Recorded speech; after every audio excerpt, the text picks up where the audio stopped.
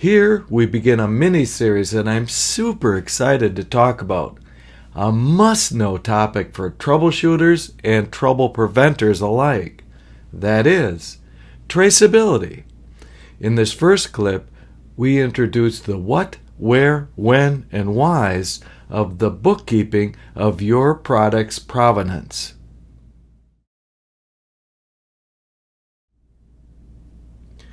Quite simply, traceability is the ability to track processes from raw materials, through production, through distribution, and finally through end use.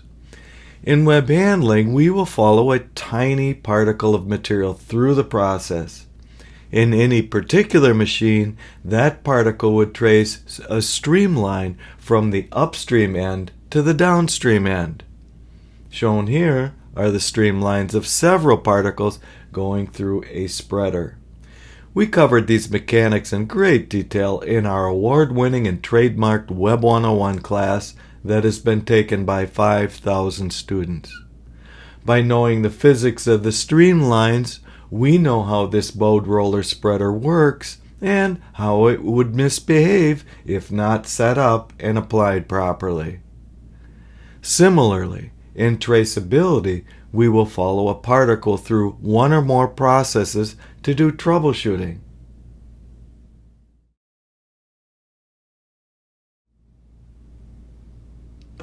So why bother with all this bookkeeping work, you say? Well, if you are in the food or drug supply chain, you might be required to by the USDA, FDA, and other regulators. Even if not, some of your customers might require it. Even if not, however, it is still a great idea. Traceability will greatly improve the speed and reliability of troubleshooting of process troubles and customer complaints. Finally, traceability is central to continuous improvement.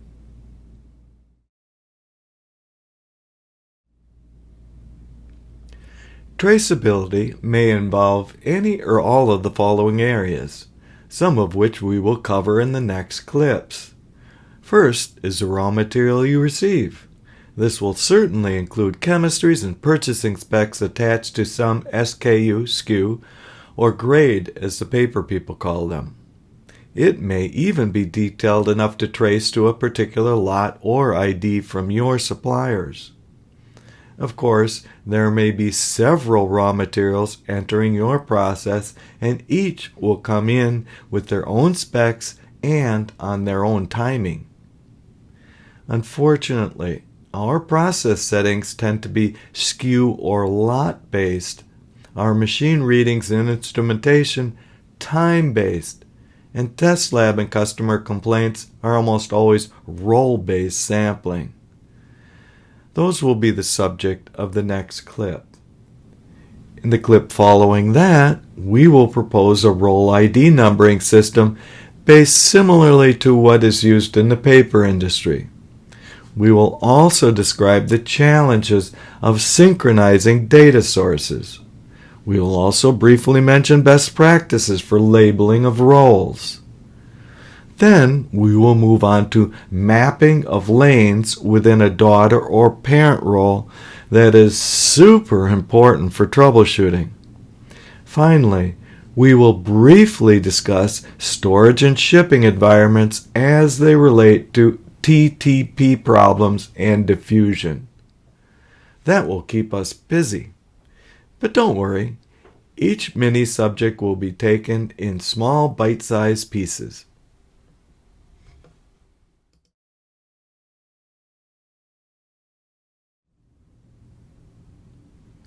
So, how much of this traceability bookkeeping work do you need?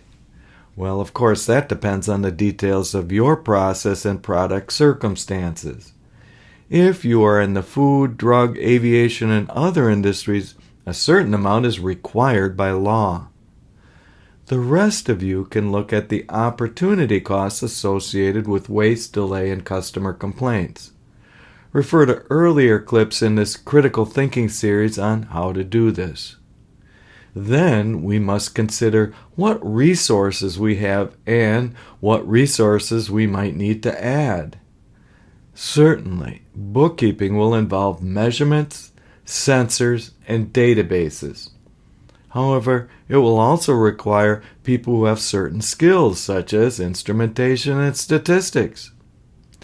Lastly, it does no good to set lofty goals if your people are too buried to take on more work.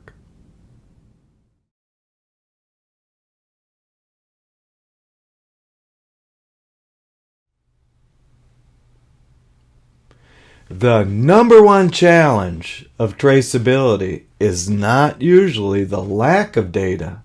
In fact, too much data is much more common. There are multi-machine paper mills that automatically log 10,000 sensors on intervals of 1 millisecond to 1 hour. Where do you even begin? The wrong type of data is also quite common.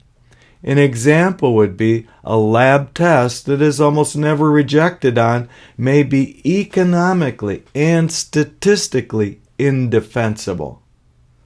However, the severity of wrinkling as I teach how to measure in my Web401 class is vital for troubleshooting that most common problem. Finally, contaminated data is also quite common, especially with customer complaints. Yes, you must pay quite close attention to each and every complaint and send experts to investigate and to do autopsies. However, customer complaints cannot be taken at face value. They carry the noise of improper defect labeling, the noise of their own process, and the variability of day-to-day and person-to-person thresholds of pain. Please see the earlier clips in this series for more information. Better yet, take my 2-day course in industrial problem solving, or get my 2 books on the subject.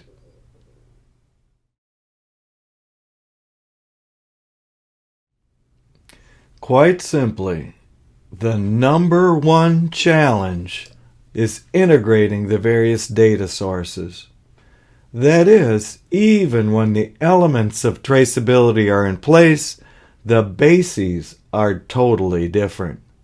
By elements, I mean numerical information such as machine sensor data and test lab results and customer complaints. By bases, I mean the independent variables for the various data sets. The basis for raw material is the SKU or lot numbers coming from your supplier. The basis for process settings is your SKU or run number on your machine. The basis for machine readings is time-based. The basis for test lab results is parent role based. The basis for internal rejects is parent or daughter role based. Finally, the basis for customer complaints is almost always daughter role based.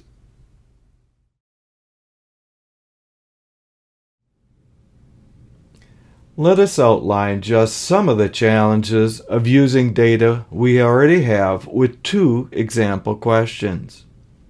First, do customer complaint rolls show any correlation to increased dryer temperature that might change intentionally or unintentionally? Obviously, we would be getting data from PLCs or black boxes on our machine.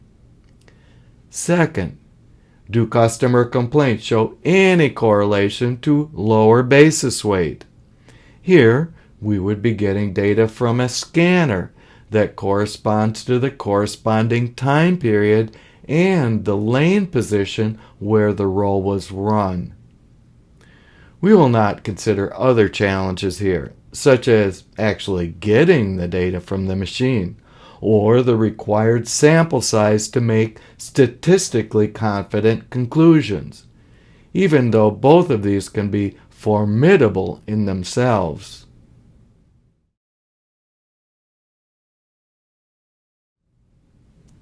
So here are the data sets for the problems we just defined.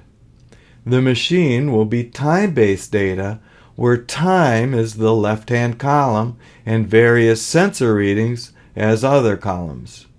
Same with the machine's web weight scanner, though that data will be coming from a different box.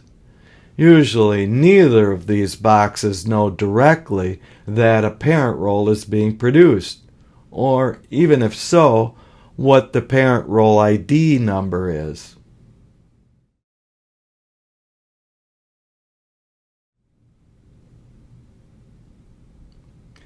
The best way to think about the data is by putting all of it on the same axis. We will simplify the problem by only considering a single complaint roll. Obviously, this is next to useless, as there may be almost no economic incentive and probably no statistical confidence in a single roll. Finding the several separate complaint rolls involves repeating the following data gathering steps several times. The first row is the raw material that is coming in under its own timing. Then is the long production run that may use only a part of a raw material lot, the whole lot, or several lots. During that production run, a parent roll is made that contains one complaint roll from its 6 daughter rolls. Then the complaint roll is made on one of your rewinders at a different time. Finally, the customer will run your roll on their machine. The first problem you will get from all parties involved is the claim, "They didn't change a thing." As I teach in my problem-solving class, that requires more careful questioning.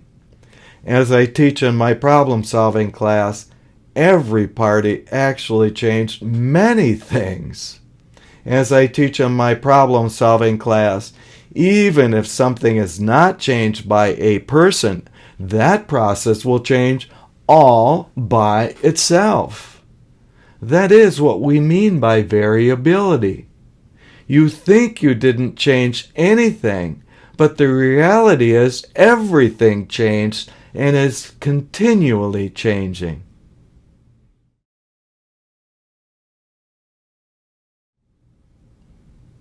So, how do we even get started? We will presume that, for the specific problem at hand, we already have possibly useful data sensors that are already logged.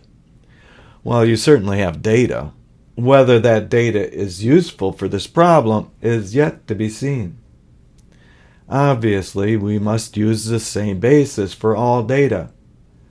Customer complaints already have roll ID information, so that will be the easiest basis to tie all the data sets together. While we could add start and end times to roll ID, the normal case, this is going to make a huge amount of data gathering work.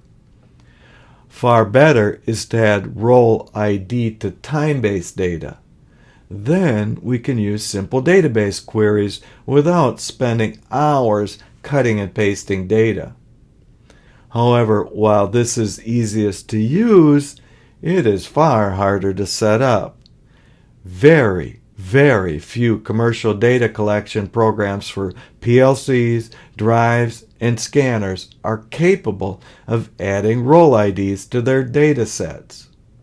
Those that have these capabilities are rare, expensive, and have a steep learning curve.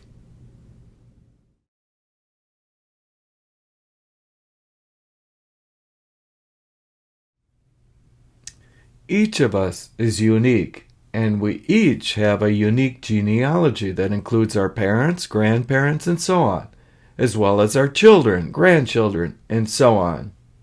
Each of us is uniquely identified by a combination of first and last names, date of birth, as well as ID numbers, such as our Social Security number. Here is a tiny fragment of my 3,000-person family tree that I have assembled as genealogies for my family.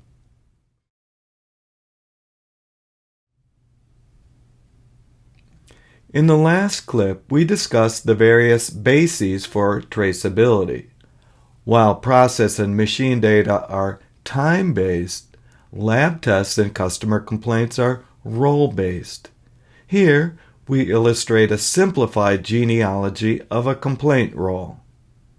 The complaint roll was made from a mix of two raw material lots during a small segment of a much longer production run. The parent had 6 daughters, 5 of which ran at the customer a few weeks later with no issues. Obviously, real production is much more complicated, including the variability of each and every aspect. But this is enough to show roll IDs are one way, perhaps the only way, to easily connect all of these distinct bases that are part of the genealogy of the complaint roll.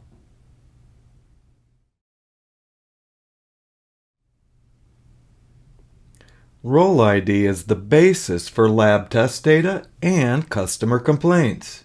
We can synchronize these with other data sets including raw material and machine process sensor data, but only if we put timestamps on the start and end of a roll ID. Unfortunately, most machine sensor databases do not have roll IDs as a field. As we saw in the last clip, this makes the machine data next to worthless, as it is dauntingly difficult, to the point of nearly impossible in a practical sense, to stitch together the information to do the simplest of queries.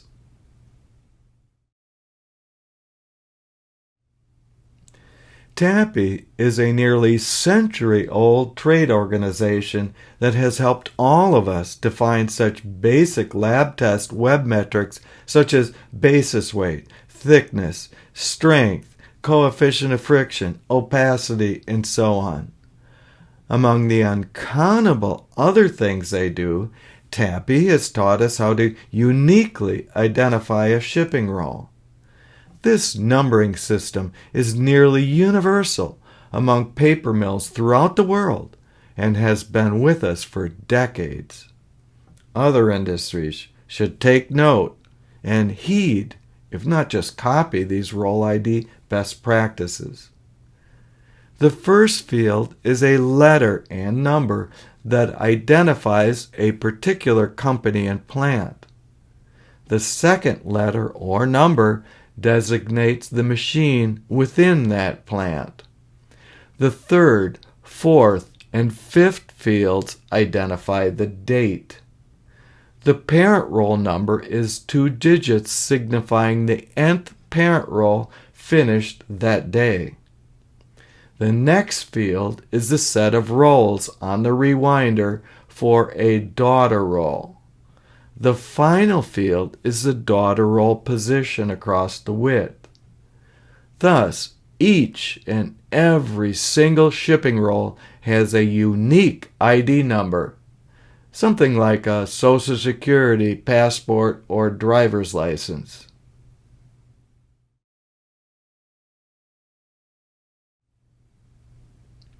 All but the last character in the roll ID is pretty much universal across most paper mill rolls ever made in the last several decades. However, there are 2 daughter roll position methodologies.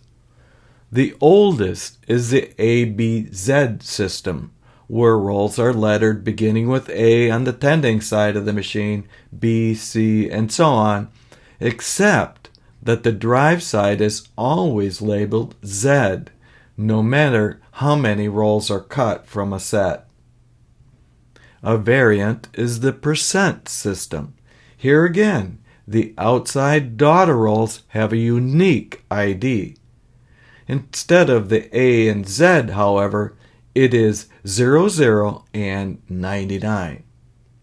Interior rolls are better described with the percent system, as it shows approximately where across the width the daughter roll came from.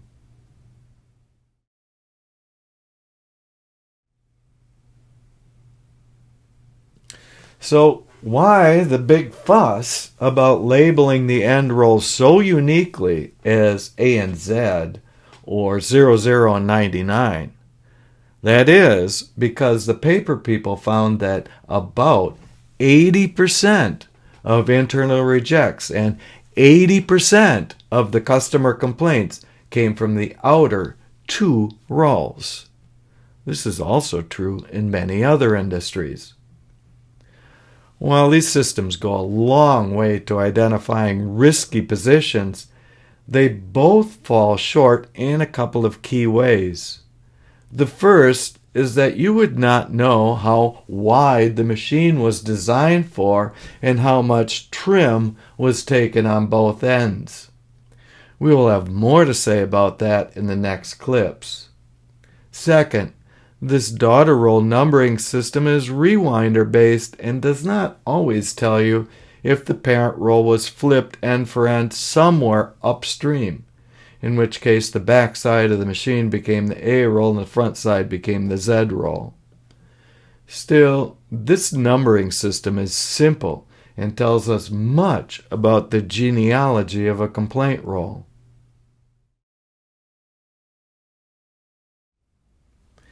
Labels contain an immense amount of useful information, such as company, grade, roll parameters, and so on.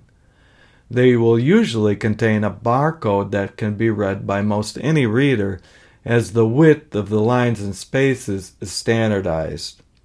The label shown here from ID Alliance shows not only these fields, but a standardized field position within the label.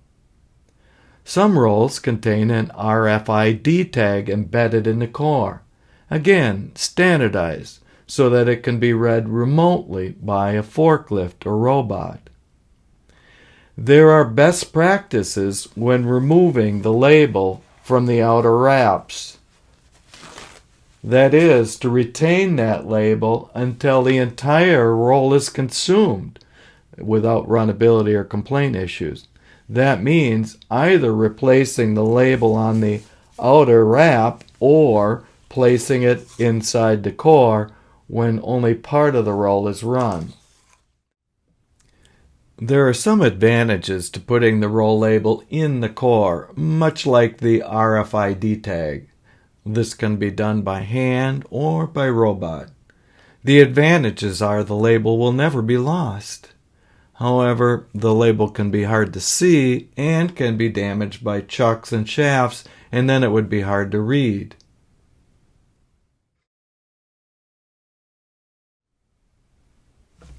Thank you so very much for joining me in this problem-solving and problem-preventing process. In the next clip, we will discuss lane mapping and why it is essential for troubleshooting many manufacturing and converting problems. See you next time.